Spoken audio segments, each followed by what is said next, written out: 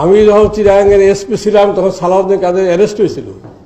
আওয়ামী লীগের বড় বড় নেতা আমাকে বলছে তুমি ওখানে থাকতে সে অ্যারেস্ট হয় কেমনি, তাকে জামিনের ব্যবস্থা করে দাও। আমি সাইডে কি বলেন, ওকে তাকে নিয়ে আমরা খেলতেছি। আমি আপনাকে খেলতে পারবো, ওই আপনাকে নিয়ে খেলবে, জামিন টামিন ব্যাপারে আমি কিছু করতে পারবো না। আমি যখন পুলিশ কমিশনার তখন এই মন্ত্রী রহমান নিজামী, মুজাহিদ, দেলাওয়ার হোসেন সাদিকজনকে অ্যারেস্ট করি টিভি স্কুলে যখন আসে, তখন আমাকে কতজনকে কীভাবে তিরস্কার করছে, কেন আমি গ্রেপ্তার করলাম, কার কথা গ্রেপ্তার করলো, কী জন্য করলাম, কেন করবো, আমি আওয়ামী লীগকে ধ্বংস করতে চাইবো, অতি উৎসাহী, নানা রকমভাবে আমি আমার চাকরি চলে যায়, এই অবস্থা ছিল। কিন্তু তখন যদি এদেরকে না গ্রেপ্তার করতাম, এরা পালিয়ে গিয়ে মক্কা শরীফে মক্কায় বসে বসে ক্যাম্প করতো, আওয়ামী লীগের বিরুদ্ধে ষড়যন্ত্র করতো, আর পাওয়া যেত না। কিন্তু আইনটাই তো ছিল ফল্ট।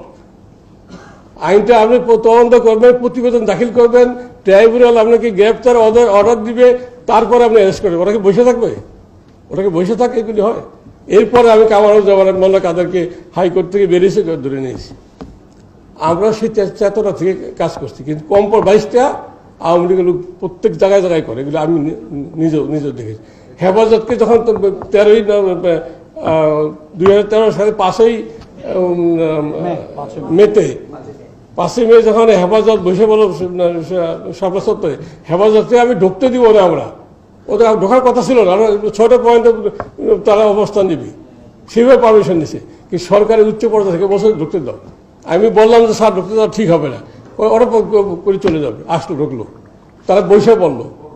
এখন আমি পুলিশ কন্ট্রোল রুমে আইজি সাহেবকে নিয়ে গেলাম, তখন মেডিসিন আইজি সবাই বলে স্যার ওখানে যাওয়া যাবে না, ওখানে গেলে কি হবে, ওখানে শত শত লোক সই দিয়ে যাবে।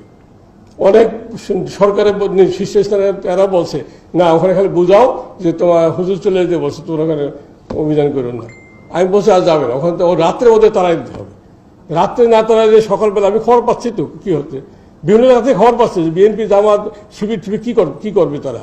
আমি বলছি রাত্রে মধ্যে তাড়াই দিব। একবার তো আমি কঠিন অবস্থায় ছিলাম যে রাত্রে আসা যাবে না, তারপর অপারেশন করা হয়েছে, তারপর রাজি হয়েছে।